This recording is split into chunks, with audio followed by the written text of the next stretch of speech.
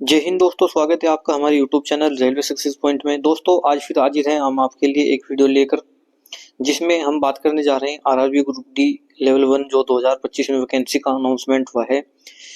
जो स्टूडेंट उसकी तैयारी कर रहे हैं उनके लिए यह वीडियो बहुत ही इंपॉर्टेंट होने वाली है, क्योंकि हम आरआरबी ग्रुप डी 2019 की जो सीरीज चलाई है, जिसमें आंसर की का ओरिजिनल यानी कि ओरिजिनल जो आंसर की है उसका सॉल्यूशन करा रहे हैं, उसका पार्ट नंबर 10 लेकर आ चुके हैं आपके सामने। ये वीडियो इतनी इंपॉर्टेंट होने वाली है क्योंकि प्रीवियस ईयर, यदि आप प्रीवियस ईयर करते हैं तो ये आपके लिए बहुत ही बेनिफिट रहेगी। क्योंकि दोस्तों 2018 और उससे पहले के क्वेश्चन पेपर मैंने भी लगाए थे, जिससे कि मुझे 2022 में जो एग्जाम हुए थे जिनकी मैं सॉल्यूशन करा रहा हूँ, इसमें बहुत ही ज़्यादा फायदा मिला था। और इसीलिए मैं ग्रुप डी 2018 जो 19 में वैकेंसी आई थी CN01, इसको मैं क्वालिफाई कर गया था और मैं आज जॉब कर रहा हूँ। ठीक है, तो आप भी इनको प्रीवियस ईयर को जरूर देखें। ठीक है, इसमें हम एक वीडियो में 50 क्वेश्चन कराते हैं, जिसमें जीके जीएस मैथ रीजनिंग सभी प्रकार के क्वेश्चन रहते हैं। इससे पहले हम 9 पार्ट अपलोड कर चुके हैं, आप उनको जरूर देखें। ठीक है, वो बहुत ही बेनिफिट रहेंगे आपके लिए। तो आइए वीडियो शुरू करते हैं। मैं रजत कुमार पॉइंट्समैन स्वागत करता हूँ आपका। तो देखिए पहले क्वेश्चन की बात की गई है। तो पहले क्वेश्चन में कहा है कि अम्ल या अक्षार को जल में मिलाने पर क्या होगा। तो प्रति इकाई आयतन में आयनों की सांद्रता में वृद्धि, प्रति इकाई आयतन में आयनों की सांद्रता में कमी, या विलयन तनु हो जाएगा, ये विलयन अधिक सांद्र हो जाएगा। तो ये क्या होगा, इसके आयनों की सांद्रता में कमी होगी और ये क्या हो जाएगा, तनु हो जाएगा। तो कैसा हो जाएगा, ये तनु हो जाएगा और उसकी सांद्रता में कमी हो जाएगी। तो सेकंड और थर्ड ऑप्शन इसका क्या सेटिस्फाई करता है। तो ऑप्शन नंबर 4 में राइट है, ऑप्शन नंबर 4 इसका राइट आंसर रहेगा। ठीक है, क्वेश्चन नंबर 2 में कहा गया है कि एक निश्चित कोड भाषा में LFDCN को क्या लिखा है, क्यों JGEO। इसी प्रकार OGRTV को TKUVW, और हमको बताना है कि DHLRW को क्या लिखा जा सकता है। ठीक है, तो देखिए दोस्तों, L कितने पर होता है, L आपका होता है 12 पर। किस पर होता है, 12 पर। और ये क्यों कितने पर होता है, 17 पर। तो कितने की वृद्धि हुई यहाँ पर, 5 की। तो इसी प्रकार D होता है कितने पर, D होता है आपका 4 पर। ठीक है, तो 4 में क्या जोड़े हम, 5। 4 में क्या जोड़े, 5। तो क्या प्राप्त होगा हमें, 9। और 9 पर क्या होता है, I। तो ये क्या होता है, I होता है। तो I तो अभी सभी ऑप्शन में है। ठीक है, उसके बाद यानी कि फिर हम इसमें देखते हैं कि F से कहां पर गए हम, J पर। तो F कितने पर होता है आपका, ये होता है आपका 6 पर। कितने पर होता है, 6 पर। और जे होता है आपका, जे होता है 10 पर। तो कितना बढ़े हम, 4। तो इसी प्रकार एच में कितना बढ़ेंगे, 4। तो एच कितने पर होता है आपका, 8 पर। और 8 में जब 4 जोड़ेंगे तो ये कितना हो जाएगा, 12। और 12 पर क्या होता है हमारा, एल। तो आई एल। तो ये तो ऑप्शन खत्म हुआ, आई एल वाला बचा। इसके बाद फिर हम आते हैं डी पर। तो डी से जी पर गए। डी कितने पर है, डी कितने पर होता है आपका, डी होता है ये 4 पर। और जी कितने पर होता है, ये होता है आपका 7 पर। तो 4 से 7 पर गए, कितना बढ़े हम, 3 बढ़े। तो इसी प्रकार एल में हम 3 बढ़ेंगे तो कितना आएगा, ओ। फिर कितना बढ़ेंगे इनके, ठीक है, ये ऑप्शन भी खत्म। तो ऑप्शन इसी प्रकार आप चेक कर सकते हैं। तो इसका जो आंसर रहेगा ऑप्शन नंबर 1 यानी कि ILOTX इसका राइट आंसर रहने वाला है। इसमें क्या करना होगा आपको, जब हमारे पास I और L और उसके बाद ये ऑप्शन आ गया, यानी कि अभी P था तो हमको P भी खत्म कर दिया। अब क्या बचा हमारे पास O। तो हम सेकंड ना चेक करके हम लास्ट का चेक कर लेंगे कि X आएगा या Y आएगा। तो उसके अनुसार हम इसमें ऑप्शन नंबर A इसका राइट आंसर लगा सकते हैं। ठीक है, क्वेश्चन नंबर आपका 3 क्वेश्चन नंबर 3 में कहा है कि 30 जनवरी 2022 तक संविधान की 8वीं अनुसूची के अनुसार भारत में कितनी आधिकारिक भाषाएं है। तो ये कितनी भाषाएं हैं, 22 भाषाएं हैं। क्योंकि दोस्तों जो संविधान की 8वीं अनुसूची है, कौन सी 8वीं अनुसूची, इसमें 22 भाषाओं का जिक्र किया गया है। तो कितनी भाषाओं का जिक्र किया गया है, 22 भाषाओं का। जैसे आपकी कश्मीर से लेकर और ये दक्षिण तक के जाएंगे। ठीक है, तो ये टोटल 22 भाषाओं का इसमें किया गया है। क्वेश्चन नंबर 4 में कहा है कि दोस्तों इस प्रकार के क्वेश्चन मैंने कल भी आपको इसे पिछली वीडियो यानी कि वीडियो नंबर 9 में ये कराया था। क्योंकि मैंने बोला है आपको कि रेलवे कभी भी मतलब एक क्वेश्चन को एक बार नहीं देता, क्योंकि ये क्या करते हैं कि रिपीट क्वेश्चन करते हैं। एक क्वेश्चन को 2 से 3 बार एक ही एग्जाम में दे देंगे। ठीक है, तो आप इनको जरूर प्रीवियस ईयर लगाएं। ठीक है, तो इसमें देखते हैं क्या कहा है कि वी यू प्लस वी बराबर कितना है -2, और u square plus v square बराबर कितना है, ये 16। हमको निकालना है यू माइनस वी का स्क्वायर। तो यू माइनस वी का स्क्वायर क्या होता है आपका, ये होता है u square plus v square minus 2uv। ठीक है, क्या होता है 2uv, ये होता है u square minus v square का, और u square plus v square u plus v का, यू प्लस वी का क्या होगा, ये होगा आपका, इसका स्क्वायर कितना होगा, u square plus v square plus 2uv। ठीक है, तो u प्लस वी कितना दिया आपका 2, तो 2 दूनी 4, और ये कितना दिया है 16। ठीक है, तो 4 ये हो जाएगा इधर 4, और ये हो जाएगा 16, और बराबर 2uv, 2uv। ठीक है, तो u square plus v square का मान यहाँ पर कितना रख देंगे 16, माइनस इसका मान कितना आएगा, माइनस के इधर, इसको इधर भेज देंगे। ठीक है, इसको इधर भेज देंगे, तो ये क्या आ जाएगा माइनस के 2uv, कितना आ जाएगा 2uv, और ये 16 माइनस 4 कितना हो जाएगा आपका 12, कितना हो जाएगा, ये हो जाएगा 12, तो माइनस के 12, तो माइनस माइनस क्या हो जाएगा प्लस, तो जब 12 इसमें जोड़ेंगे हम तो 16 12 कितना हो जाएगा आपका 28, तो 28 इसका राइट आंसर रहेगा। क्वेश्चन नंबर आपका 5 आपका ये मैथ क्वेश्चन है। पाइप पी एक टंकी को 28 मिनट में भर सकता है, तो पी कितने में भरता है, ये 28 मिनट में भरता है। क्यों इसी टंकी को 55 मिनट में भर सकता है, तो क्यों कितने में भरता है, ये 35 मिनट में भरता है। कितने भरा इसने 35 ने। टंकी खाली होने पर यदि पी क्यों को एक साथ खोल दिया जाए और 12 मिनट के बाद पी को बंद कर दिया जाए, तो शेष टंकी को भरने में क्यों को कितना समय लगेगा। ठीक है, तो सबसे पहले हम क्या लेंगे, एलसीएम लेंगे। एलसीएम लेने के लिए वही तरीका, सबसे पहले क्या है कि जो बड़ी संख्या है उसको लिख लेंगे। तो इसमें देखना है कि 28 का कितना भाग है, तो 7 चौक 28 होता है, 7 चौक 28 होता है, और 7 पंजे 35, यानी कि इस 35 में कहीं ना कहीं 7 छुपा है, लेकिन 4 नहीं है, तो 4 की क्या कर देंगे हम गुना, और 35 तो जो का तो है ही, तो एलसीएम कितना आ जाएगा 4 पंजे 20 और 4 तिया 12, 4 पंजे 20 और 4 तिया 12 2 14, तो ये एलसीएम कितना आ गया 140। 28 पंजे कितना हुआ 140, और 35 चौका कितना हुआ 140।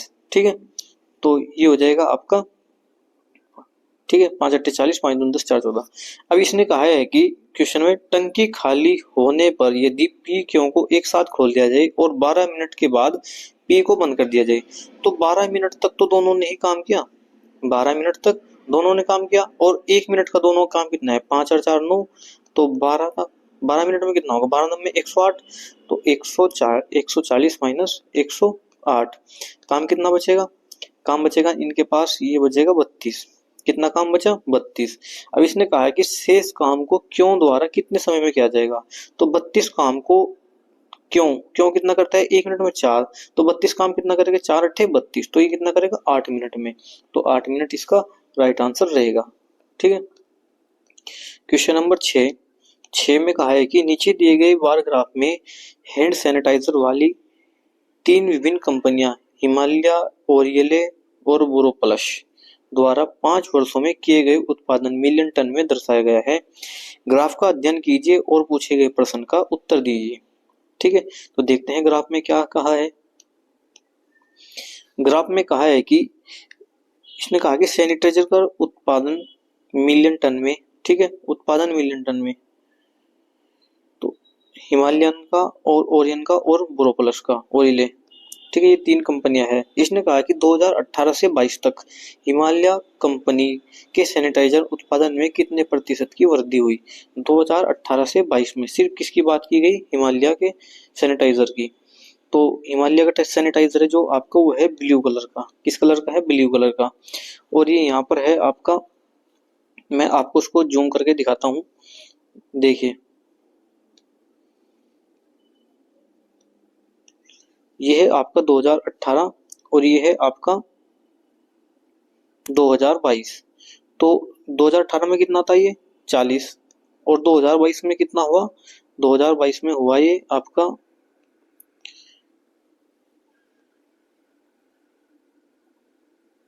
ये हुआ आपका 85। कितना हुआ, 85। ठीक है, तो वापस आते हैं।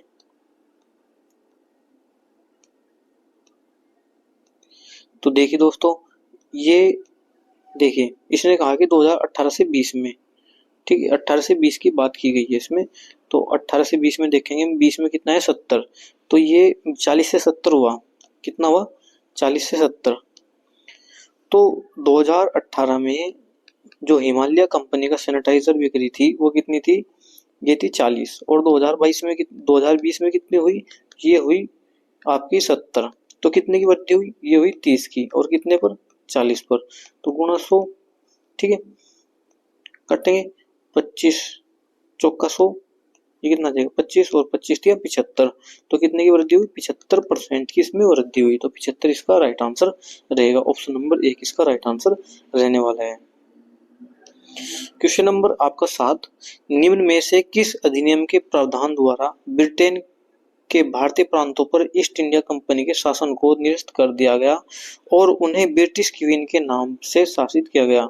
ठीक है दोस्तों, यही सेम क्वेश्चन इससे पहली शिफ्ट में, ठीक है, इससे पहले की शिफ्ट में आया था। इनके से जो पिछली शिफ्ट है, इनके मैं बता दूं आपको, वीडियो नंबर 9, अभी वीडियो नंबर 10 चल रही है, और इसमें वीडियो नंबर 9 के 2 क्वेश्चन हमको देखने को मिल गए हैं। ठीक है, तो आप, इसीलिए मैं बार बार बोलना चाहता हूँ कि प्रीवियस ईयर जरूर लगाए, क्योंकि रेलवे प्रीवियस ईयर से काफी क्वेश्चन उठाता है। तो ये भारत सरकार अधिनियम 1858 के अधिनियम में ये जो ब्रिटेन की रानी है एलिजाबेथ, इसको क्या किया गया था, इसको भारत की साम्राज्ञी घोषित कर दिया गया था। ठीक है, क्वेश्चन नंबर 8 में कहा गया है कि नीचे दिए गए आंकड़ों के समुच्चय का अध्ययन करें और उल्लेखित क्रम में इनका बहुलक माध्य का माध्य ज्ञात कीजिए। ठीक है, तो सबसे पहले क्या कहा, बहुलक। बहुलक क्या होता है, बहुलक क्या होता है आपका, ये होता है कि कोई संख्या कितनी बार रिपीट हुई है, तो जो सबसे ज्यादा बार रिपीट होगी वही उसका बहुलक होगा।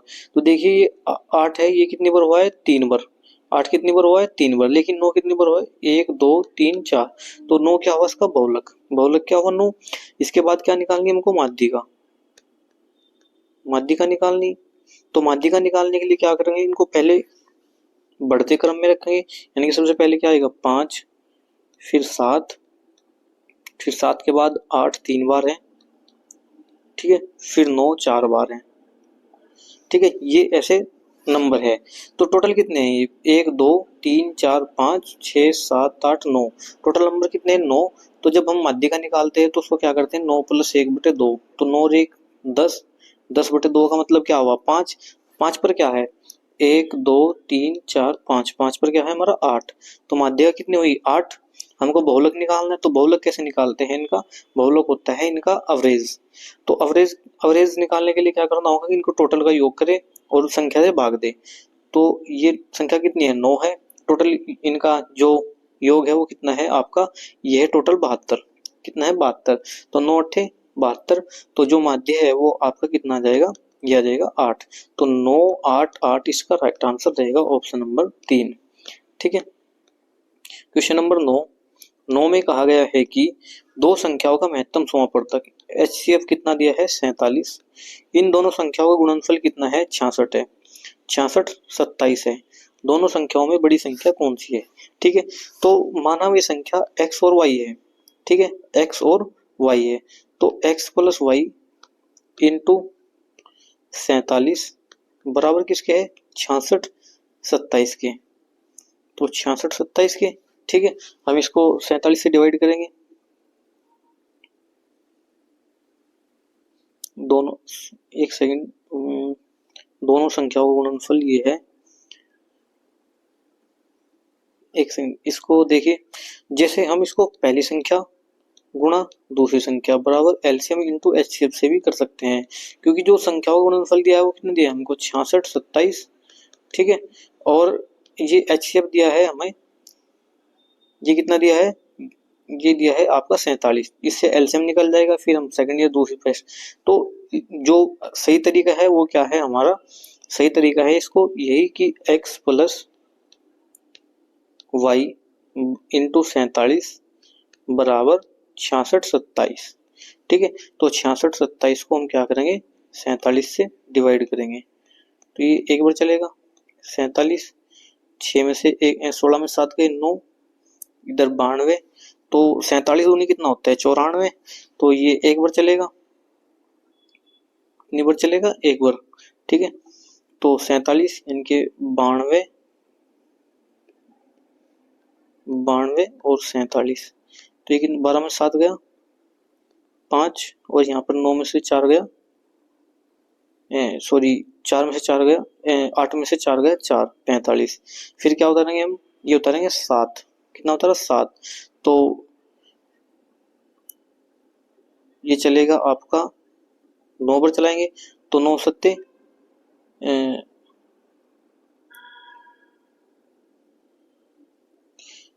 ये चलेगा आपका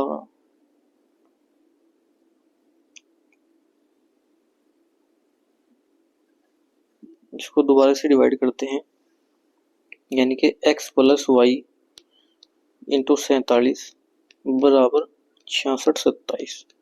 कितना आएगा ये 66 27। देखिए यानी कि 47 x प्लस वाई बराबर 66 27, इसको डिवाइड करेंगे तो ये आ जाएगा 141। तो बड़ी संख्या कितनी है आपकी 141, तो 141 इसका राइट आंसर रहेगा।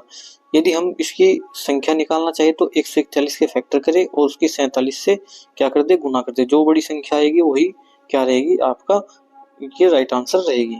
ठीक है, देखिए क्वेश्चन नंबर 10।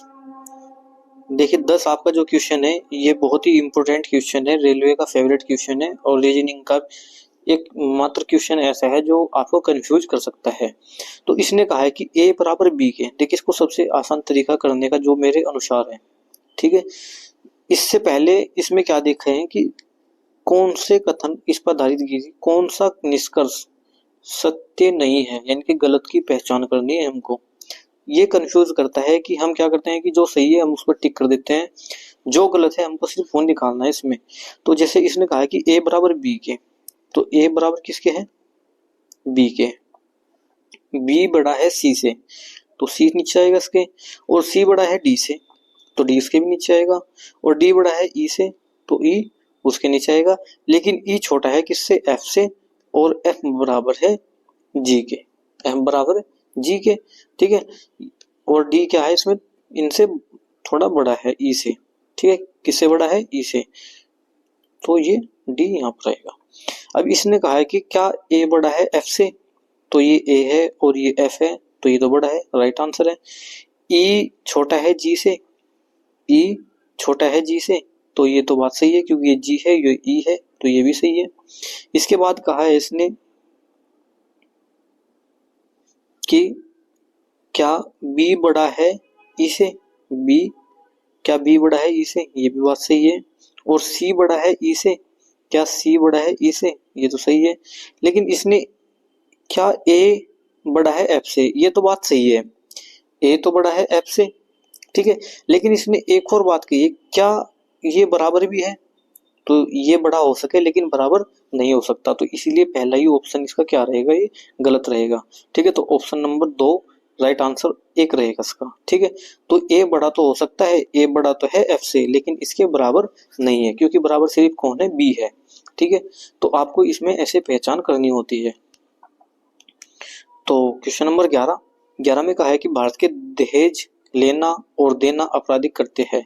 अगस्त 2022 तक प्राप्त जानकारी के अनुसार ऐसा अपराधी हेतु पुलिस मजिस्ट्रेट द्वारा आरोप यानी कि आपराधिक प्रक्रिया सहित 1973 की किन धाराओं के अंतर्गत अपराध संबंधित पूछताछ विवेचना की कार्यवाही की जा सकती है, तो ये कौन सी है धारा 174 और 176।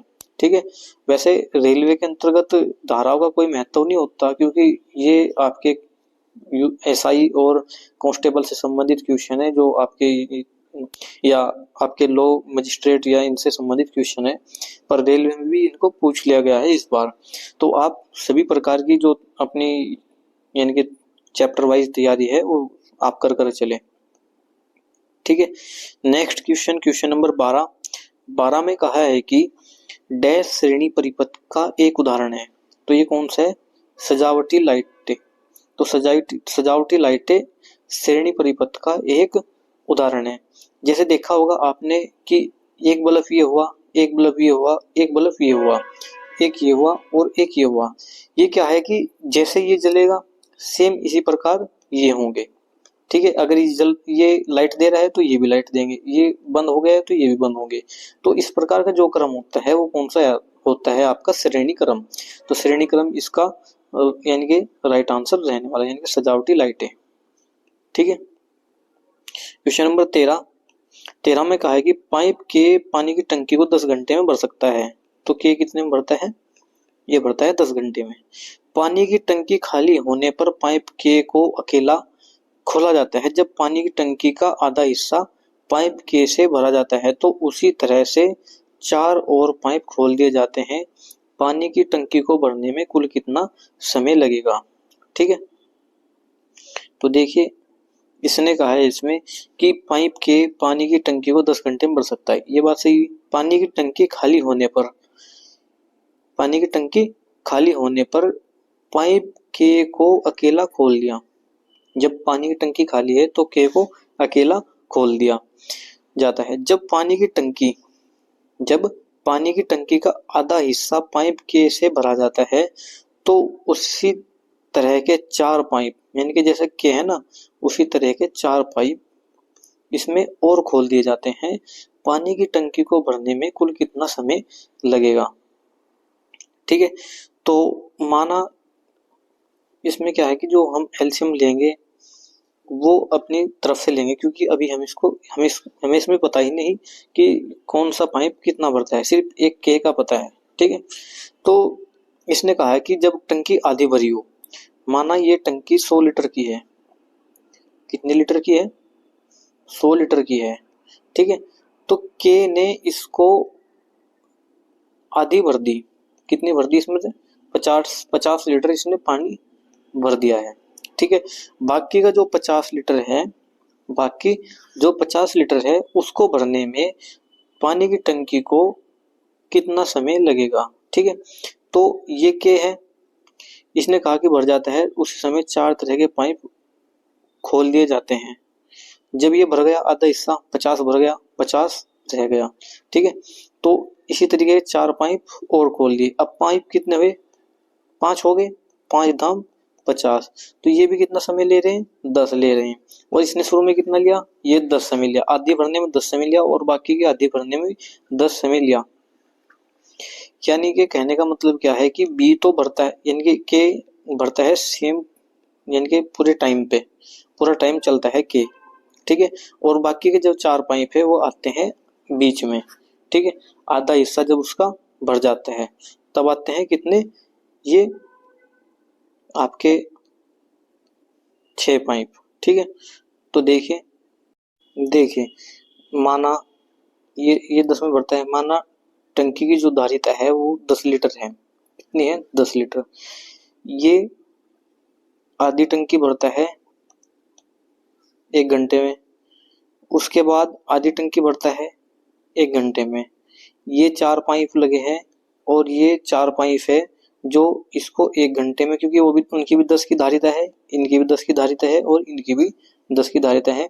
ठीक है। तो ये भी 1 घंटा, ये भी 1 घंटा, ये भी 1 घंटा, ये भी 1 घंटा लेंगे, क्योंकि इसका जो आयतन है टोटल वो 10 मान ले, चाहे आप 20 मान ले, कितना भी मान ले। ठीक है। तो 2 घंटे इसने लिए और 4 घंटे इन्होंने लिए। तो 2 + 4 कितना हो जाएगा आपका? 6 घंटे। तो टोटल 6 घंटे में ये इसको भर देंगे। ठीक है। देखिए जैसे के है, ये 10 में भरता है, टोटल 20 इसकी धारिता है, तो इसने कितना लिया? 2 घंटे। ये जब टंकी आधी भर गई, अब टंकी कितनी बची? 10। कितनी बची? 10। और इनकी भी धारिता 10 की है, तो ये कितना लेगा? एक समय। ये 10 वाला कितना लेगा? ये भी 1 घंटा लेगा। ये कितना लेगा दूसरा वाला? ये भी 1 घंटा लेगा। और ये चौथे वाला कितना लेगा? ये भी 1 घंटा लेगा। तो इन्होंने 1-1 घंटे लिए, यानी कि इन्होंने टोटल 4 घंटे लिए और इसने केले ने 2 घंटे लिए। तो टोटल कितने घंटे हुए? 6 घंटे। तो 6 घंटे इसका राइट आंसर रहेगा, क्योंकि 4 पाइप आधे के बाद खुले हैं, जब आधी टंकी भर चुकी थी। क्वेश्चन नंबर 14 में कहा है कि निम्नलिखित में कौन से अक्षर संख्या समूह की श्रृंखला में प्रश्न चिन्ह के स्थान पर आएंगे तार्किक रूप से पूर्ण करेंगे। ठीक है, तो सबसे पहले हम इसमें क्या करते हैं, इसमें ही संख्या का चयन करते हैं। जैसे 27 से क्या हुआ, 37 से क्या हुआ 27, और उसके बाद 27 से क्या हुआ 19, तो 19 से क्या होगा, जैसे 27 से हम कितना घटे 10 घटे, और 27 से 19 पर तो हम कितना घटे, जब 27 से 19 पर आए तो ये कितना घटे, हम 8 घटे। अब कितना घटेंगे हम, ये घटेंगे 6, तो 19 माइनस 6 कितना हो जाएगा आपका 13। तो 13 एक ही ऑप्शन में है। ठीक है, ऑप्शन नंबर 3, हमको बाकी और कुछ देखने की जरूरत नहीं है। ठीक है, क्वेश्चन नंबर 15 में कहा है कि एक विद्युत बल्ब को 220 वोल्ट के जनरेटर से संयोजित किए जाने पर 2 एम्पियर की धारा प्रवाहित की जाती है, इसकी शक्ति क्या होगी। तो इसकी शक्ति बतानी है हमको। तो P बराबर क्या होता है, ये होता है P बराबर, वैसे तो W/T होता है, क्योंकि ये P बराबर डायरेक्ट हम इसकी जो निकालेंगे यानी कि शक्ति निकालेंगे वो V इंटू क्या होता है I के, क्योंकि क्यों बराबर IT के, और P बराबर होता है W/T के। तो इससे हम निकालेंगे तो ये, और क्यों बराबर NE के होता है। ठीक है, तो ये निकल कर आएगा V इंटू I के। तो P बराबर ये कितना है 220 वोल्ट है, और I कितनी, धारा कितनी है 2, तो ये कितना हो जाएगा 440, तो 440 वोट इसका राइट आंसर रहेगा, 440 वाट। क्वेश्चन नंबर आपका 16, ये रेलवे के फेवरेट क्वेश्चन, इनके सीटिंग अरेंजमेंट से संबंधित क्वेश्चन है। इसने कहा कि कुछ व्यक्ति उत्तर की ओर मुख करके एक पंक्ति में बैठे हैं। ठीक है, इस पंक्ति में कुछ व्यक्ति बैठे हैं। टी क्यों के दाएं दूसरे स्थान पर है, माना टी यहाँ पर है, जो कि क्यों के दाईं और दूसरे स्थान पर है, तो क्यों के बीच में एक और कोई होगा, जब तो ये दूसरा स्थान पड़ेगा इसका, क्यों के दाईं ओर, सॉरी, तो क्यों के दाईं ओर, तो क्यों कहाँ होगा, यहाँ होगा, इसका दायां इधर होगा, क्योंकि उत्तर की ओर ये मुख कर बैठे हैं। टी के दाईं ओर, टी के दाईं ओर, टी और ए के बीच केवल 4 व्यक्ति है, तो टी के दाईं ओर कितने व्यक्ति है, 4 व्यक्ति है। ये ए हुआ, इनके बीच में 4 व्यक्ति बैठ गए हैं। ठीक है, इसने कहा कि डी ए और ई के ठीक बगल में है। डी किस किस के बगल में है, ए और ई के, तो ये ई हुआ और ये इनके बीच में डी हुआ। ठीक है, यदि ई ए के दाईं और दूसरे स्थान पर है, ई कहाँ है, ए के दाईं और दूसरे स्थान पर, तो ये इसको सेटिस्फाई नहीं करेगा, क्योंकि इसने दाईं और दूसरे स्थान पर बोला है ई को। तो ए के दाईं और दूसरे स्थान पर कौन है, ई, और इनके बीच में कौन है, डी। ठीक है, तथा पंक्ति में कोई अन्य व्यक्ति नहीं बैठा है, तो टोटल व्यक्तियों की संख्या इसमें बतानी है। तो 1 2 3 4 5 6 7 8 9 10, तो टोटल कितने व्यक्ति हुए 10, तो 10 इसका राइट आंसर रहेगा, ऑप्शन नंबर 3। क्वेश्चन नंबर 17 में कहा है कि ये उस विकल्प को चयन कीजिए जो 5वें अक्षर से संबंधित है और दूसरे तीसरे से संबंधित, यानी पहले से तो चौथा अक्षर तीसरे से संबंधित है, तो इसमें हमको बताना है। जैसे वीआईपी किससे संबंधित है, एसएफएम से। इसी प्रकार टीएसी संबंधित है ये क्यूएक्सजेड से, तो हमको बताना है कि जीओडी किससे संबंधित होगा। तो हम वी से एस पर गए, तो वी कितने पर होता है 22 पर, क्योंकि v कितने पर होता है 22 पर, और s कितने पर होता है आपका 19 पर। तो 19 से इनके 22 से 19 पर आए हम, तो कितना घटे, ये घटे हम 3 घटे, तो इसी प्रकार इससे घटेंगे, यानी कि g कितने पर होता है 7 पर, और 7 माइनस 3 कितना हो जाएगा आपका 4, और 4 पर क्या होता है d। ठीक है, तो ये e और c वाले ऑप्शन खत्म। इसके बाद हम दोनों में क्या है कि ये अक्षर अलग है बीच का, इसमें j है और इसमें l है, तो हम दूसरा भी निकाल लेंगे। इनके i से किस पर गए हम, f पर, तो i कितने पर होता है 9 पर, और f कितने पर होता है आपका 6 पर, तो इसमें भी 3 घटे। इसी प्रकार हम o से 3 घटाएंगे, तो o कितने पर होता है 15 पर, और 15 में 3 गया कितना हुआ 12, और 12 पर क्या होता है हमारा l, तो DL वाला ऑप्शन इसका राइट रहेगा, ऑप्शन नंबर 3। ठीक है, तो ऑप्शन नंबर 3 इसका राइट आंसर रहेगा। ये इसको करने का बहुत ही अच्छा तरीका है। भारतीय संविधान के तहत नगर पालिका क्षेत्र में वार्ड समिति का गठन अवश्य है। ऐसी प्रत्येक नगर पालिका की जनसंख्या होनी चाहिए। तो एक जनसंख्या यानी कि ऐसी इतनी कितनी जनसंख्या होनी चाहिए कि आप कि एक नगर पालिका में एक अध्यक्ष बनाया जा सके, तो ये कितनी होनी चाहिए? 3 लाख या उससे अधिक। तो 3 लाख या उससे अधिक यदि आपके वार्ड में जनसंख्या है तो आपको इसकी समिति का गठन करना नगर पालिका में अवश्य होगा। ठीक है, तो ये इसका राइट आंसर रहेगा। क्वेश्चन नंबर 19 में कहा है कि यदि 11 से 13 अंकों वाली ये संख्या है को विभाजित किया जाए तो x का मान क्या होगा? ये संख्या किससे डिविजिबल है? 11 से। तो 11 का डिविजिबिलिटी रूल क्या होता है कि सम और यानी कि विषम, ठीक है, या इनको कहते हैं ऑड इवन। इनके जो बीच का डिफरेंस है, सम का डिफरेंस है, वो 0 या 11 आना चाहिए। ठीक है, अब देखते हैं जैसे 3 और 5, 3 और 5, 3 5 कितना हो गया? ये हो गया 3 और 5 8, और 8 7 15, 15 और 2 कितना हो गया आपके 17, 17 और 4 कितना हो गया आपके? ये हो गया 21, 21 और ये प्लस x हुआ, और प्लस 8, 21 8 27, तो 21 8 29, 21 8 29 प्लस x बराबर ये हो जाएगा 8 और 4 12, 12 6 18, 18 3 21, 21 और 1 22, 22 और 9 कितना हो गया आपका? ये हो गया 31। तो ये कितना हुआ? 31। तो x माइनस 31 माइनस 29, तो ये कितना हो जाएगा? 2। तो x का मान कितना है आपका? 2। तो 2 इसका राइट आंसर रहेगा। ठीक है, ऑप्शन नंबर 4 इसका राइट आंसर रहेगा। क्वेश्चन नंबर 20 में कहा है कि गोलीय दर्पण के वक्रता केंद्र के संदर्भ में इनमें से कौन सा कथन सत्य है? तो वक्र यानी गोलीय दर्पण के वक्रता केंद्र के संदर्भ में इनमें कौन सा कथन सत्य है, कौन सा असत्य है? तो गोलीय दर्पण के वक्रता केंद्र से गुजरने वाली प्रकाश किरण विपरीत दिशा में आने वाले यानी कि विपरीत दिशा में अपने पथ का पुनः अनुरेखण करती है। बिल्कुल सही बात है। इसके बाद गोलीय दर्पण के वक्रता केंद्र पर निर्मित प्रतिबिंब वस्तु के समान आकार का होता है। यदि हम जैसे ये है और ये वक्रता केंद्र सी हुआ, यहाँ से किसी वस्तु का हम इमेज बनाएंगे तो ये क्या बनेगा? वस्तु के सेम आकार का बनेगा। ठीक है, गोलीय दर्पण के वक्रता केंद्र पर निर्मित प्रतिबिंब वस्तु का उल्टा, ये वस्तु से उल्टा होता है। बिल्कुल सही है। तो तीनों ही इसके ऑप्शन यानी कि राइट रहेंगे। तो तीनों ऑप्शन इसके राइट रहेंगे, तीनों कथन इसके सही रहेंगे। तो ऑप्शन नंबर 2 इसका राइट आंसर रहने वाला है। क्वेश्चन नंबर 21 में कहा कि भारतीय संविधान का अनुच्छेद 21 किससे संबंधित है? तो अनुच्छेद 21 किससे संबंधित है? प्राण और दैहिक स्वतंत्रता के। तो प्राण और दैहिक स्वतंत्रता इसका राइट आंसर रहेगा। जब कभी भारत में इमरजेंसी लगती है यानी कि आपातकाल घोषित किया जाता है, तो ये एकमात्र अनुच्छेद है जो कभी भंग नहीं होता है। बाकी सब क्या हो जाते हैं? उनके अधिकार छीन लिए जाते हैं। बाकी 21 में कोई अधिकार छीना नहीं जा सकता।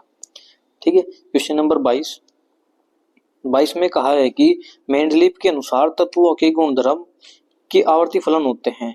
तो मेंडलीव ने किसके बताया? ये बताया परमाणु द्रव्यमान के। तो ये एटॉमिक मास के। और जो मोजले है उन्होंने बताया था ये परमाणु क्रमांक किस पर है? मोजले की। तो मोजले ने परमाणु क्रमांक पर बताया। ठीक है, और न्यूलैंड ने अष्टक नियम दिया। ठीक है, और ठीक है, ये इस प्रकार से संबंधित है। क्वेश्चन नंबर 23 में कहा कि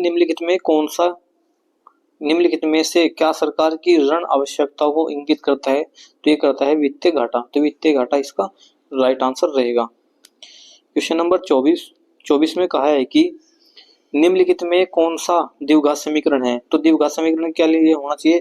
ax² plus bx plus c। ये द्विघात समीकरण होती है। तो इनमें से कौन सा है? तो देखिए x² होगा, इधर भी x² होगा, ये कट जाएगा। तो x² होना चाहिए इसके लिए। ये 3x² हो और इधर भी 3x², तो ये आपस में कट जाएंगे। तो तब भी ये, क्योंकि इसके लिए क्या चाहिए? x² जरूर चाहिए। इधर ये x² बनेगा और इधर भी x ये बनेगा x की क्यूब। इधर x² बनेगा, इधर x की क्यूब बनेगा। तो ये भी नहीं हो सकता। ये इधर x² बनेगा और ये इधर क्या बनेगा? 2x²। तो जब हम एक 2x² में से एक x² घटाएंगे तो क्या बचेगा हमारे पास? x²। जिसमें x² आया वो समीकरण क्या बन गई? द्विघात समीकरण। तो द्विघात समीकरण ऑप्शन नंबर 4 इसका राइट आंसर रहने वाला है। क्वेश्चन नंबर आपका 25 में कहा है कि निम्नलिखित में से किस प्रमुख नदी तंत्र समूह द्वारा भारत के उत्तरी मैदान का निर्माण हुआ? तो ये कौन सी है? सिंधु, गंगा, ब्रह्मपुत्र। तो सिंधु, गंगा, ब्रह्मपुत्र ये 3 नदियां हैं जिनके द्वारा उत्तर भारत में मैदान का निर्माण हुआ है। तो सिंधु नदी आपके ये किधर से निकलती है? ये आपके जो कश्मीर वाला एरिया उधर से निकल पाकिस्तान में प्रवेश करती है। गंगा वाला गोमुख से निकलकर ये आपके उत्तराखंड और उत्तर प्रदेश से होते हुए, ठीक है, पश्चिम बंगाल में इधर ये बंगाली खाड़ी में जाती है। ब्रह्मपुत्र नदी ये भी आपके इधर से लद्दाख साइड से निकलती है और ये भारत में प्रवेश करती है असम राज्य के आसपास, ठीक है। तो ठीक है, इसको वहां पर दिहांग कहा जाता है। तो इस प्रकार ऑप्शन नंबर 1 इसका राइट आंसर रहेगा, सिंधु, गंगा, ब्रह्मपुत्र, ठीक है। 26 क्वेश्चन नंबर 26 में कहा है कि विस्थापन अभिक्रिया के संबंध में निम्नलिखित में से कौन सा कथन सत्य है? तो ये कौन सा कथन सत्य है? एक से अधिक अभिक्रियाशील धातु अपने जलीय विलयन से अपेक्षाकृत कम अभिक्रियाशील धातु से को विस्थापित करती है। जो अधिक अभिक्रियाशील वाली जो धातु होगी वह कम अभिक्रियाशील वाली धातु को क्या कर देगी? विस्थापित कर देगी। ये बात सत्य है। तो ऑप्शन नंबर ए ही इसका राइट आंसर रहेगा। क्वेश्चन नंबर 27 और ये आपका कथन निष्कर्ष से संबंधित क्वेश्चन है, रेलवे के फेवरेट क्वेश्चन है। तो आइए इनको देखते हैं। इसने कहा है कि कुछ चमगादड़ तोते हैं, तो माना ये चमगादड़ और कुछ चमगादड़ क्या है? तोते हैं। तो ये क्या हुए? तोते। सभी कोए तोते हैं। तो जैसे इसको दोबारा से बनाएंगे, ये कोए हुए और सभी कोए क्या है? तोते हैं। क्या हुए? तोते। और इसने कहा कि कुछ चमगादड़ तोते हैं, तो इनमें से कुछ चमगादड़ तोते हैं।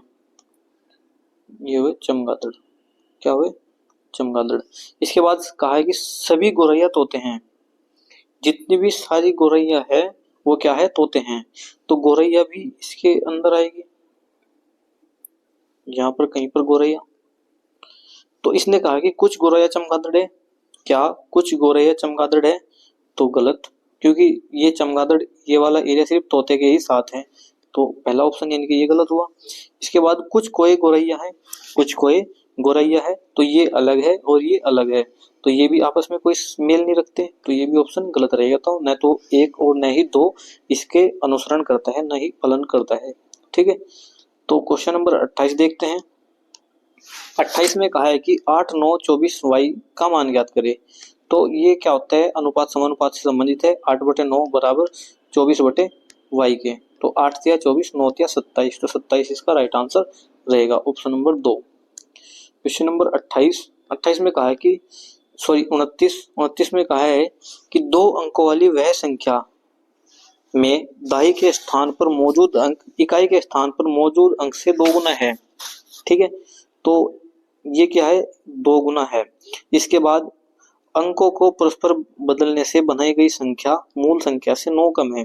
तो जब भी आपके पास कुछ ऐसा दिखे तो सबसे बेस्ट तरीका है आप ऑप्शन उठाए। क्या उठाए? ऑप्शन। सबसे पहले 42 की बात करते हैं। इसने कहा है कि ये इकाई का अंक हुआ, ये दाई का अंक हुआ, ठीक है। तो इसने कहा है कि दाई के स्थान पर मौजूद अंक इकाई के स्थान पर मौजूद अंक का 2 गुना है। तो यह बात सही है, क्योंकि इकाई पर 2 है तो इसका 2 गुना हुआ 4। सेकंड क्या है कि यदि इनका स्थान परस्पर बदल दिया जाए, यानी कि 42 इसको क्या कर दिया जाए 24, तो ये क्या मूल संख्या से 9 कम है? गलत, ठीक है। इसके बाद 63 देखेंगे तो 3 दूनी 6, यानी कि हमको क्या करना है? ये तो हमारा पहले तो ऑप्शन सेटिस्फाई कर रहा है, लेकिन ये 12 में सेटिस्फाई नहीं कर रहा है, तो 12 तो हम इसको कैंसिल कर देंगे। हमारे पास क्या बचा? 63, और 63 को क्या करेंगे? 36 में से घटाएंगे तो क्या 9 बचेगा? गलत। तो 21 है, यानी कि 1 का 2 गुना हो रहा है 2, और 21 और ये कितना हुआ? 12। तो 21 में से 12 गया, कितना बचा? 9। तो 9 इसका राइट आंसर, यानी कि ये लिखा है 9 कम है, तो ऑप्शन नंबर 4 इसका राइट आंसर रहेगा। क्वेश्चन नंबर 30, निम्न में से कौन से पहले पोषी स्तर पर होते हैं? तो ये कौन से होते हैं? ये होते हैं उत्पादक, फिर क्या आते हैं? उपभोक्ता। उपभोक्ता में कौन से होते हैं? प्राथमिक, द्वितीय और तृतीय, ठीक है। इस प्रकार के उपभोक्ता होते हैं। क्वेश्चन नंबर 31 में कहा है कि गाजर में विटामिन ए की उच्च मात्रा मौजूद होती है, गाजर खाने से बच्चे को क्या मदद मिलेगी? तो ये क्या मिलेगी?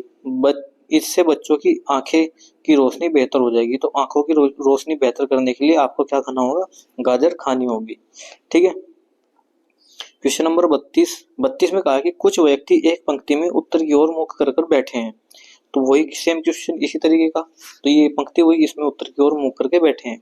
इसने कहा कि आर और एस के बीच केवल 2 व्यक्ति है। ठीक है, हम क्या करेंगे, इसमें 2 पंक्ति बनाएंगे। ये हुआ आर और ये हुआ एस, इसके बीच में कितने व्यक्ति है? 2। ये हुआ इधर एस और ये हुआ आर। ठीक है। इसने कहा है कि पी आर के ठीक बाईं ओर है, पी है आर के ठीक बाईं ओर है। तो पी किधर होगा? ये होगा आर के ठीक बाईं ओर, और पी किधर होगा? इसमें इधर, इस वाली पंक्ति में इधर होगा। ठीक है। टी एस के दाएं दूसरे स्थान पर है, टी एस के दाईं ओर, तो इसका दायां और ये है 1 2, टी कहाँ हुआ? ये, और ये, क्योंकि अगर हम टी के दाईं ओर करें तो टी का दाईं ओर ये पड़ता है, लेकिन ये यहाँ पर कौन है? पी है, तो ये क्या होगी? इसको समीकरण फॉलो नहीं करेगी। तो सिर्फ ये समीकरण से हम यानी कि इसको इस पंक्ति से फॉलो करेंगे। तो क्यों पी के बाएं दूसरे स्थान पर है? क्यों पी के बाएं और दूसरे स्थान पर है? तो क्यों कहा है? पी के बाएं दूसरे स्थान पर है, तो क्यों कहाँ हुआ? यहाँ पर, क्योंकि पी का बायां दूसरा स्थान है। यू टी के दाईं और दूसरे स्थान पर है, यू टी के दाईं और दूसरे स्थान पर है, तो 1 2, यू कहाँ हुआ? यहाँ पर, टी के दाईं और दूसरे स्थान पर है। यदि पंक्ति में कोई और व्यक्ति नहीं है तो टोटल कितने व्यक्ति है? तो कितने व्यक्ति है वो निकालना है हमको। तो 1 2 3 4 5 6 7 8 9 10 और 11, तो 11 इसका राइट आंसर रहेगा, ऑप्शन नंबर 1। ये सबसे बेस्ट सॉल्यूशन है और सबसे आसान तरीका है करने का। दोस्तों वीडियो को ज़्यादा से ज़्यादा शेयर करते रहे, लाइक करें, चैनल को सब्सक्राइब करें, और सब्सक्राइब करने के बाद आप उसको ऑल पे जरूर करें, क्योंकि जो भी वीडियो आपको मिलेगी, यानी कि जो ग्रुप डी की वीडियो होती है, मैं एक दिन छोड़कर एक दिन इसको अपलोड करता हूं, और जो एनटीपीसी के सेम वही प्रोसेस आपको एक दिन छोड़कर एक दिन करने को मिलेगी। तो आप ग्रुप डी और एनटीपीसी के प्रीवियस ईयर जरूर लगाए, ये आपको बहुत ही बेनिफिट देंगे। ठीक है, तो देखते हैं क्वेश्चन नंबर आपका, ये क्वेश्चन नंबर 33 में ये भी कथन निष्कर्ष से संबंधित क्वेश्चन है कि कुछ पेन नीले हैं, ये पेन हुए, और कुछ पेन क्या हुए? नीले हैं। ठीक है, तो ये हुए नीले। कुछ नीले प्लास्टिक है, कुछ नीले प्लास्टिक है, तो ये अपने हिसाब से दोस्तों आप इसको क्या कर सकते हैं, ये इनका नामकरण कर सकते हैं। ठीक है, तो कुछ प्लास्टिक स्याही है, क्या कुछ प्लास्टिक स्याही है? ये मिला देंगे, क्या हो जाएगी? स्याही। तो देखते हैं अब ऑप्शन। इसने कहा कि कुछ प्लास्टिक पेन है, क्या कुछ प्लास्टिक पेन है? गलत है ही नहीं। कुछ नीले स्याही है, क्या कुछ नीले स्याही है? तो ये भी नहीं है, ये इससे कोई संबंध ही नहीं है। तो दोनों ही ऑप्शन क्या होंगे? गलत होंगे। न तो 1 और न ही 2 अनुसरण करता है, न ही पालन करता है। ठीक है, तो ये इस तरीके से आप इसको आसानी से सोल्व किया जा सकता है। क्वेश्चन नंबर 34 में कहा है कि डोबेराइन के त्रिक सिद्धांत के लिए क्लोरीन, ब्रोमीन, आयोडीन के सही क्रम का चयन कीजिए। तो सबसे पहले क्या आएगा? क्लोरीन, फिर क्या आएगा? ब्रोमीन, और फिर क्या आएगा? आयोडीन। तो ये इसका त्रिक सिद्धांत है। कौन सा है? इसका डोबेराइन का त्रिक सिद्धांत है। ठीक है, तो ये इसका राइट आंसर रहेगा, ऑप्शन नंबर 1। क्वेश्चन नंबर 35 में कहा है कि ये आपको एक समीकरण दी है कि प्लस को भाग कहा जाए और भाग को प्लस कहा जाए, माइनस को गुणा कहा जाए, गुणा को माइनस कहा जाए, तो निम्नलिखित समीकरण में सोल्व करने पर क्या प्राप्त होगा? तो देखिए 32, इसने कहा है कि प्लस को भाग, तो यहाँ क्या करेंगे? भाग कर देंगे 16 से, और भाग को क्या कहा है? प्लस, तो यहाँ पर क्या कर देंगे? प्लस कर देंगे। इसके बाद माइनस को क्या कहा है? गुणा, तो ये किससे कर देंगे? इसकी 8 से गुणा, और गुणा को क्या कहा है? माइनस 180 कर देंगे। तो ये 16 दूनी 32, यहाँ पर कितना आएगा? 2, और 24 अट्ठे कितना हो गया? 8 चौक 32, और 8 दूनी 16, 16 और 3 कितना हो गया? 19, यानी कि 192 और 180। तो 192 और 2 कितना हुआ? 194, और 194 से 80 घटाओगे 180, तो ये कितना बचेगा? 194 माइनस 180, ये बचेगा आपका 14 इसका राइट आंसर रहने वाला है। क्वेश्चन नंबर 36 में कहा कि एक समलंब चतुर्भुज का क्षेत्रफल 160 है। समलंब चतुर्भुज का क्षेत्रफल कितना है? 160 है। ये एक समलंब होता है, इसकी समांतर भुजाओं की लंबाई 20 और 12 है। ठीक है, तो समांतर भुजाओं के बीच की लंबवत दूरी क्या होगी? तो देखिए फॉर्मूला क्या होता है समलंब का, ये होता है आपका 1/2 a + b × h बराबर एरिया। ठीक है, तो a + b कितना है? आपकी a + b होती है दोनों भुजाएं, ये जैसे ये 20 और यानी सॉरी ये कितनी होगी 12 और ये कितनी हुई 20, इनके बीच की दूरी कितनी हुई h। ठीक है, तो एरिया निकाल लेंगे, तो a + b 12 20 कितना हो गया आपका? ये 32 हो गया, गुणा h/2 बराबर किसके दिया है? क्षेत्रफल 160 के। तो 2 से काटेंगे, ये आ जाएगा 16 और 16 धाम कितना हो गया 160, तो h बराबर कितना आया 10। तो ये कितनी हाइट आई आपकी 10, तो 10 इसका राइट आंसर रहेगा ऑप्शन नंबर 3।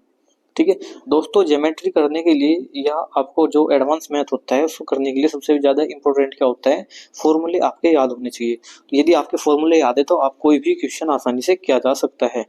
ठीक है, तो देखिए 50 एक समान वस्तुएं 550 के कुल मूल्य पर खरीदी जाती है।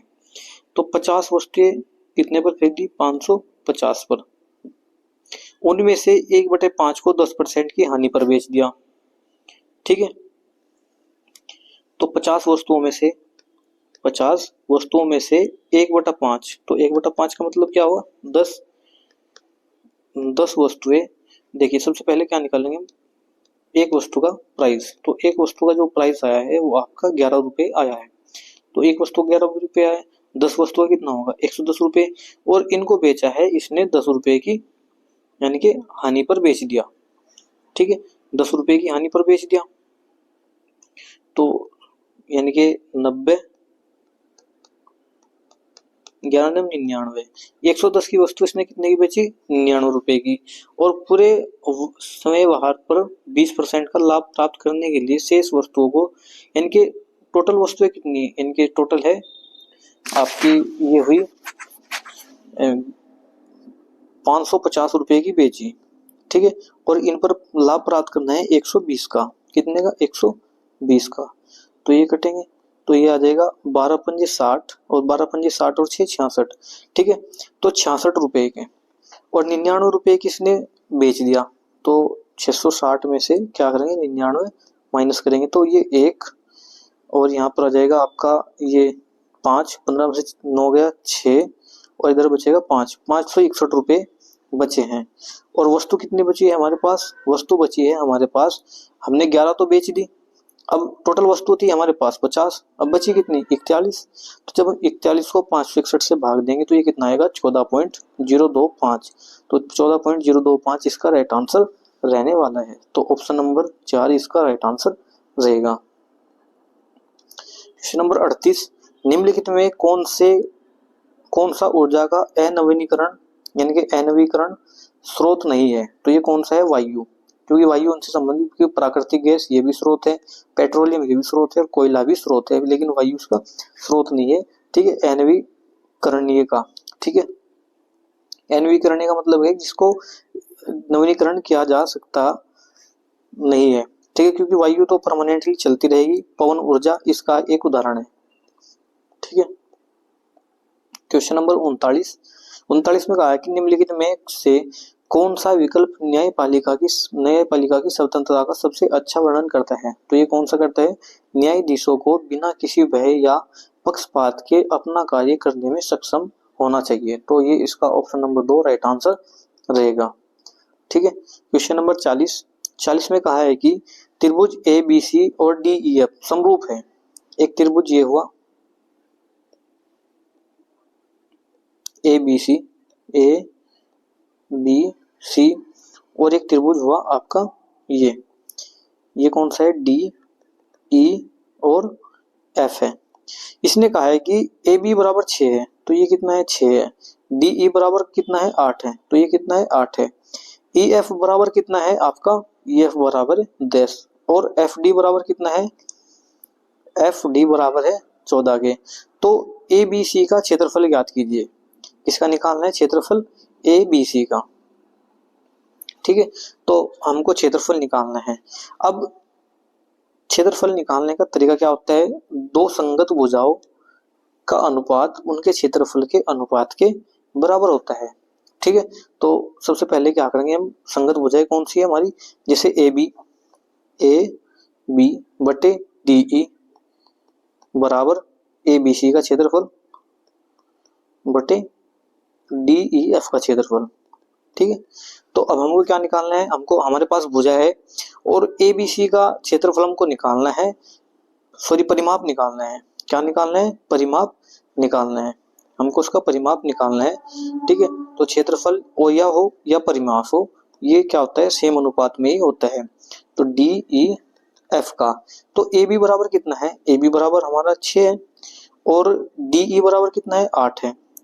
ठीक है, ए बी सी का परिमाप हमको निकालना है और डी ई एफ का परिमाप कितना है, तो ये है 10 8 10 और 14 कितना हो गया, 24 24 8 कितना हो गया आपका 32। ठीक है, तो 8 चौक 32 और 6 चौक 24, तो x बराबर कितना आया 24, तो 24 इसका परिमाप रहेगा। ऑप्शन नंबर 3 इसका राइट आंसर रहेगा। दोस्तों यदि आपको इसका क्षेत्रफल भी निकालना हो तो सेम इसी प्रोसेस से क्षेत्रफल भी निकाला जा सकता है।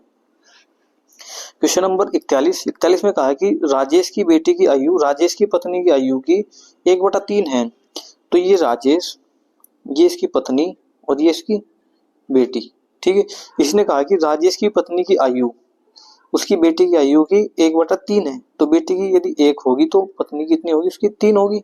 राजेश की पत्नी की आयु राजेश की आयु का 3/4 है, यानी कि राजेश की जो पत्नी की आयु है, राजेश की पत्नी की आयु है वो राजेश की आयु का 3/4 है। कितना है, 3/4 है। ठीक है, तो ये कितना हो जाएगा, P का मान कितना है हमारे पास 3 है और ये कितना हो जाएगा आपका 4 आ जाएगा, क्योंकि ये R बराबर 3 से 3 कटेगा, इधर आ जाएगा 4। इसने कहा है कि राजेश की आयु राजेश की पत्नी की आयु के राजेश की आयु राजेश के पिता की आयु है, ये कौन है, फादर, ये कितनी है 3/5 है। तो ये कितनी है 3/5 है। देखिए इसने कहा कि यदि राजेश के पिता की आयु कितनी है 60 है।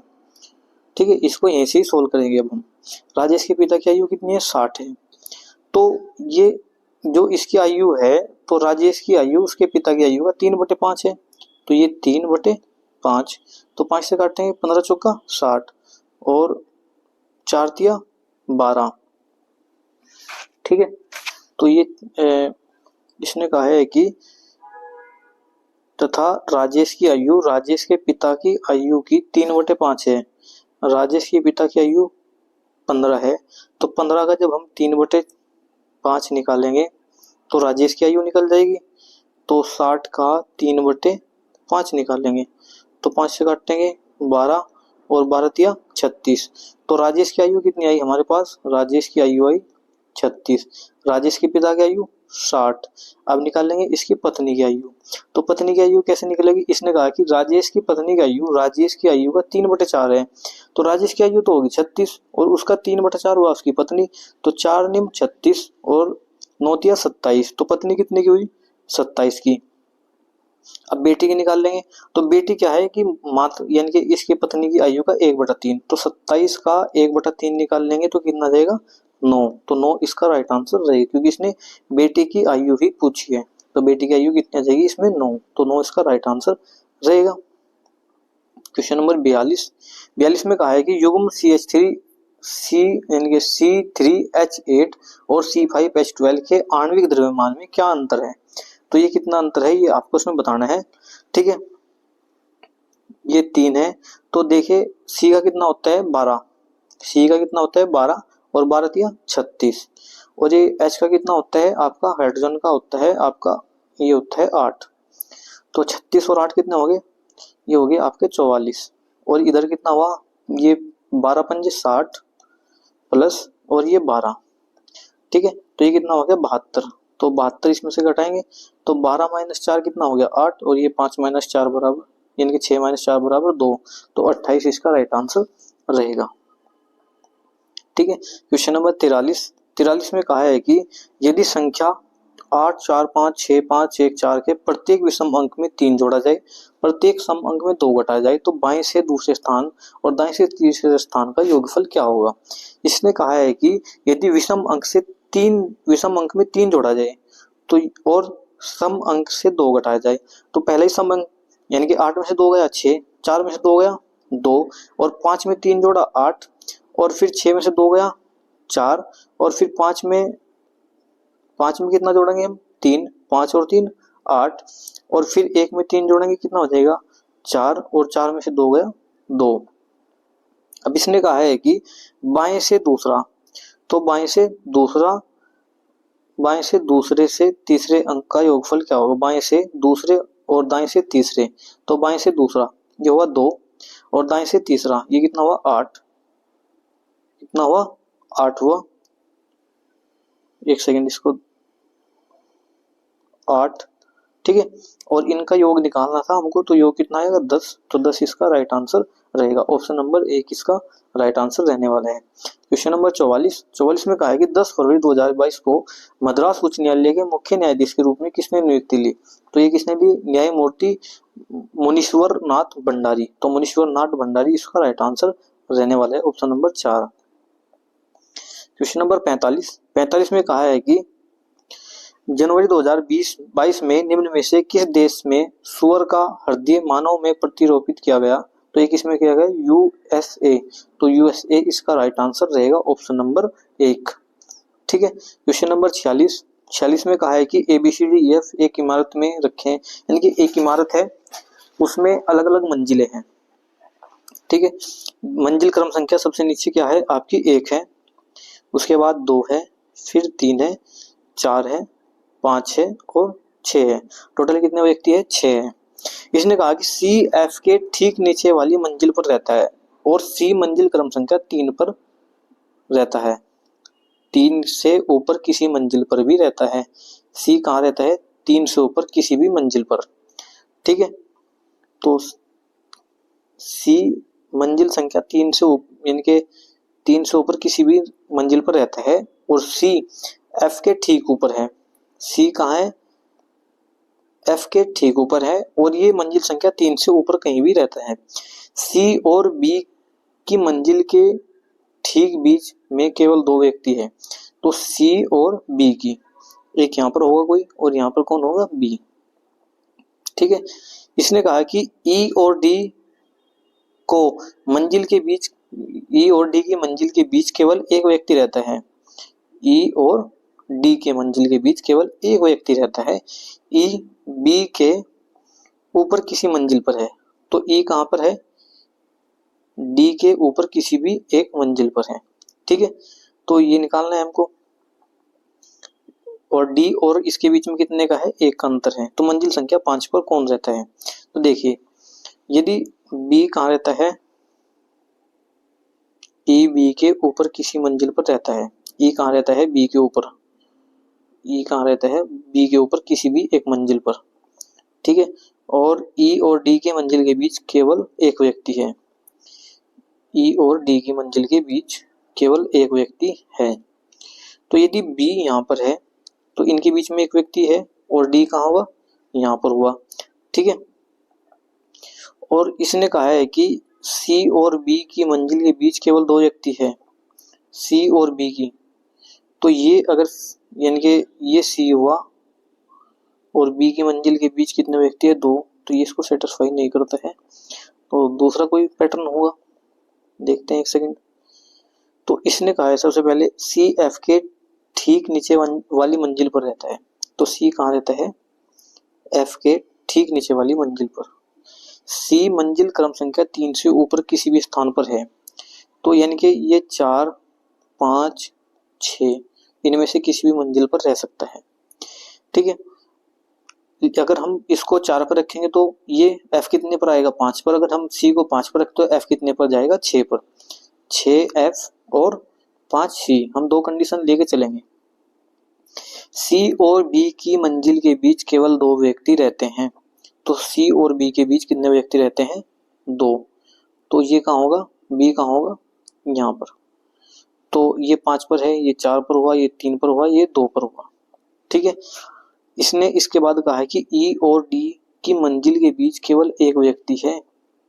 ई और डी के बीच, यदि ई 1 पर है, ई कितने पर है, 1 पर, तो डी कहां पर होगा, ये होगा 4 पर। डी कहां पर होगा, 4 पर। ठीक है, ई बी के ऊपर किसी मंजिल पर है, तो ई कहीं भी किसी मंजिल पर बी के ऊपर है। ठीक है, इसके बाद मंजिल संख्या 5 पर कौन रहता है। ठीक है, तो मंजिल संख्या 5 पर कौन रहता है, ये सी। तो 5 पर कौन है, सी, तो सी इसका राइट आंसर रहेगा, ऑप्शन नंबर 3। ठीक है, क्वेश्चन नंबर 47 में कहा है कि 8 9 1 स्क्वायर, यानी कि इसका स्क्वायर और इसका स्क्वायर के बीच पूर्णांक कितने आते हैं, कितने पूर्णांक आते हैं, तो वो हमको इसमें बताना है। तो इसका जो राइट आंसर रहेगा 1782, आप इसको निकाल सकते हैं आसानी से, क्योंकि ये बहुत ही आसान क्वेश्चन है। ठीक है, तो ऑप्शन नंबर 2। क्वेश्चन नंबर 48 में कहा है कि यदि उस संख्या का चयन कीजिए जो दी गई श्रृंखला में इनके इसके स्थान पर आएगा। तो 56 से 66 हुआ। देखिए इसमें क्या है कि 56 से 66, फिर 66 से 59, इनके एक बार जुड़ रहा है, एक बार घट रहा है, या इसको ऐसा करें कि 56 से 59, 59 से 62। ठीक है, इसी प्रकार 66 से 69 और 69 से क्या होगा, यानी कि 66 में 3 जुड़ा तो 69 हुआ, और 69 में कितना जोड़े कि अगली संख्या प्राप्त हो, तो 69 में भी 3 जोड़ेंगे हम, तो ये कितना हो जाएगा, 72। 72 इसका राइट आंसर रहेगा, ऑप्शन नंबर 4 इसका राइट आंसर रहने वाला है। क्वेश्चन नंबर आपका 49, इसमें कहा है कि 3 261 और 29, इनमें क्या रिलेशन है। ठीक है, तो यदि हम 29 गुणा 9, क्योंकि 3 का स्क्वायर कितना होता है 9, तो 9 81, 8 और 9 दूनी 18, 8 कितना हुआ आपका 26। ठीक है, यानी कि पहले क्या करना है, जो छोटी संख्या है इसका स्क्वायर करा और लास्ट वाली संख्या से क्या कर दिया, गुना। तो जैसे ये 5 है, 5 का क्या किया हमने, स्क्वायर किया, तो 5 का स्क्वायर कितना है आपका 25, और 25 की हम 24 में गुना करेंगे, तो 25 चौका 100 कितना हुआ 10, और 25 दूनी 50 और 10 कितना हुआ आपका, ये हुआ 25 दूनी 50 और 10 कितना हुआ, ये हुआ 60। यानी कि 25 चौका 100, 10 और 25 दूनी 50 और 10 60, तो ये इसको फॉलो नहीं करता। दूसरा तरीका देखते हैं क्या है। दूसरा तरीका है कि यदि हम 3 की गुणा 3 से करें, 3 की गुणा 3 से करें तो ये हो जाएगा 9, और 9 की गुणा जब हम 29 में करेंगे तो ये आएगा हमारे पास 261। इसी प्रकार हम 5 की गुणा 3 में करेंगे तो 5 दिया 15, और फिर इसकी गुणा हम 24 में करेंगे तो 15 चौका ये हो गया 60, और 15 दूनी 30, और 6 कितना हो जाएगा 36, तो ये इसको सेटिस्फाई करता है। तो ऑप्शन नंबर, यानी कि ये भी इसको फॉलो करता है। इनमें से अब चेक करना है हमको, यानी कि 8 या 24, 24 गुणा 13, 13 चौके 52 हो, लेकिन इसमें 8 है डिजिट, तो ये तो होने का नहीं। इसी प्रकार 3 या 9 और 28 की गुणा करेंगे तो 9 8 72, तो इसमें भी 2 डिजिट आनी चाहिए, तो ये 8 है, यहाँ पर ये भी गलत है। अब 7 या 21, और 21 की गुणा हम 11 में करेंगे तो 11 के हम 11, ये आपका 1 11 दूनी 22 और 1 23, तो 2 से 31, ये इसको फॉलो करता है। ऑप्शन नंबर 3 इसका राइट आंसर रहेगा। इस वीडियो का लास्ट क्वेश्चन देखते हैं, क्वेश्चन नंबर 50, जो कि आपका ये वर्ताकार मेज है, यानी कि आपका सीटिंग अरेंजमेंट से संबंधित क्वेश्चन है।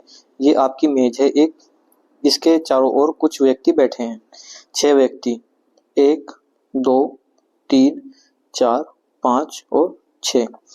ठीक है, इनका मेज सबका केंद्र, इनका मुख सबका केंद्र की ओर है। राम सेम के ठीक बाईं तीसरे स्थान पर है, माना राम यहाँ पर है, जो कि किसके, सेम के बाईं और तीसरे स्थान पर है, तो सेम यहाँ पर होगा, इसका बायां तीसरा इधर से चलने पर यही पड़ेगा, और 1 2 3। ठीक है, जोए टॉम के बाईं और तीसरे स्थान पर है, तो जोए टॉम के बाईं और कौन से स्थान पर है, तीसरे स्थान पर है।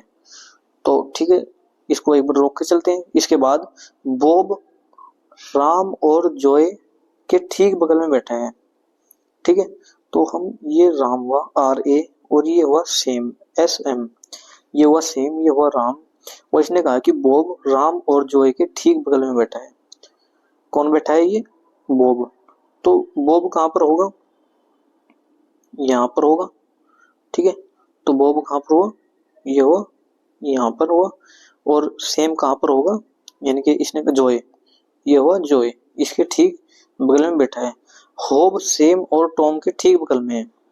होब सेम और टॉम के, तो यहाँ पर टॉम हुआ और यहाँ पर कौन हुआ, होब हुआ। राम बॉब के बाईं और ठीक बगल में है। राम बॉब के, तो ये बॉब है, इसके बाईं और राम है, बिल्कुल सही है। तो राम के दाईं और तीसरे स्थान पर कौन होगा, तो ये 1 2 3, तो ये तो शुरू में ही बोल दिया था इसने कि राम इसके बाईं और तीसरे स्थान पर होगा, तो ये इसके दाईं होगा, ये उल्टा होगा, ये दायां है तो ये बायां होगा, तो सेम इसका राइट आंसर रहने वाला है। तो ये इस वीडियो का लास्ट क्वेश्चन था। इसमें हमने आज 50 क्वेश्चन किए। क्वेश्चन बहुत ही इंपॉर्टेंट क्वेश्चन है, रिपीट क्वेश्चन है, तो आप इसको जरूर देखें। ठीक है, वीडियो अच्छी लगी तो लाइक करें। कोई इसमें अगर यदि आपको मिस्टेक लगती है तो आप मुझे कमेंट में जरूर बताएं। ठीक है, धन्यवाद दोस्तों।